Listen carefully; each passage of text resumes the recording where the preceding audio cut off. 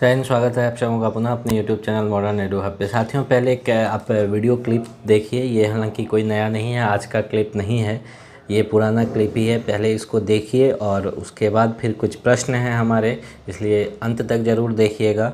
और अगर चैनल पे नए हैं तो प्लीज़ चैनल को सब्सक्राइब कर दीजिएगा। ये उम्मीद कुछ बच्चे रख सकते हैं कि जो अगर वहाँ पे कुछ गलत होता है तो जो वेटिंग लिस्ट के जो लोग हैं उनको चांस मिल सकता है। बिल्कुल, हम लोगों का हमेशा से ये प्रयास रहा और ये पूर्व की परिपाटी भी रही है कि जब भी हम डॉक्यूमेंट वेरिफिकेशन करके सरकार को लिस्ट देते हैं, चूँकि उन सब मामलों में हम लोग सीधे अपना डॉक्यूमेंट वेरिफिकेशन कर लेते हैं, छोटी संख्या रहती है। इसमें चूँकि बड़ी संख्या है, इसलिए डॉक्यूमेंट वेरिफिकेशन अब सरकार के स्तर से वहाँ पर हो रहा है। तो जब भी कोई सरकार के समक्ष जब जाता है मामला योगदान के समय और पाया जाता है कि वो गलत है, तो सरकार हमारे पास वापस भेजती है और हम लोग उस पर पूरक अपना सप्लीमेंट्री रिजल्ट देते हैं। और वो हम लोग इस मामले में भी देंगे।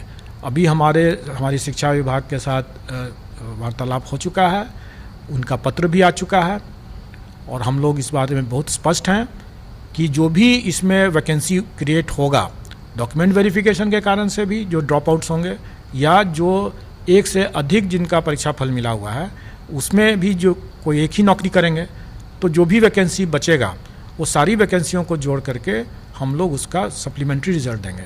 और मैं यहाँ पर इस बात को भी और स्पष्ट कर देना चाहूँगा कि मान लेंगे सप्लीमेंट्री रिजल्ट हम लोग देते हैं 5-6 हज़ार 7 हज़ार जितने लोग निकलता है उतना देते हैं, तो उनका भी इसी प्रक्रिया के तहत डीवी होगा, डॉक्यूमेंट वेरिफिकेशन होगा। और अगर उसमें भी अगर फिर से कोई अगर गलत पाए जाएंगे तो वो छँटेंगे और छँटने के बाद जो मान लीजिए 400-500 फिर से वैकेंसी क्रिएट होगा तो हम फिर से सप्लीमेंट्री निकालेंगे।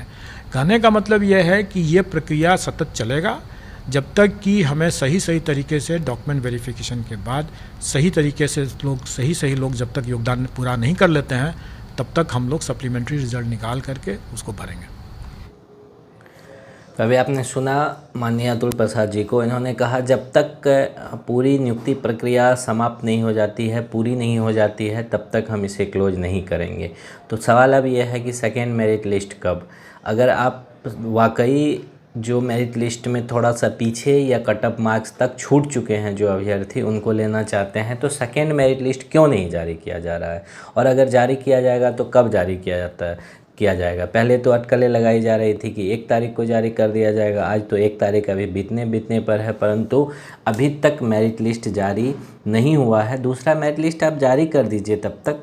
आप तो कह रहे हैं दूसरा, तीसरा, चौथा, जब तक ये कंप्लीशन नहीं होगा तब तक करेंगे। तो फिर ये है कि सेकेंड वैकेंसी इतनी जल्दी क्यों दे दी गई? क्या परेशानी थी? अगर जब तक फर्स्ट वैकेंसी को आप पूर्ण क्लोज करने की बात कर रहे हैं तो इतनी जल्दी सेकेंड वैकेंसी क्यों? और पूर्ण क्लोज करने का क्या मतलब है? 1,20,000 सीट या 1,70,000 सीट?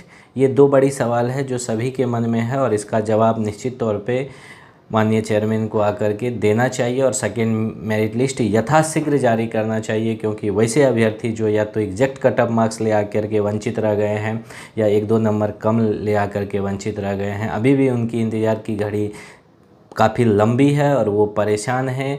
तो इसलिए प्लीज़ आप यथाशीघ्र मेरिट लिस्ट जारी करें। फिलहाल आप लोग क्या कुछ सोचते हैं ज़रूर कमेंट करके बताइएगा। मिलते हैं इसी तरह के वीडियो के साथ। बहुत बहुत धन्यवाद।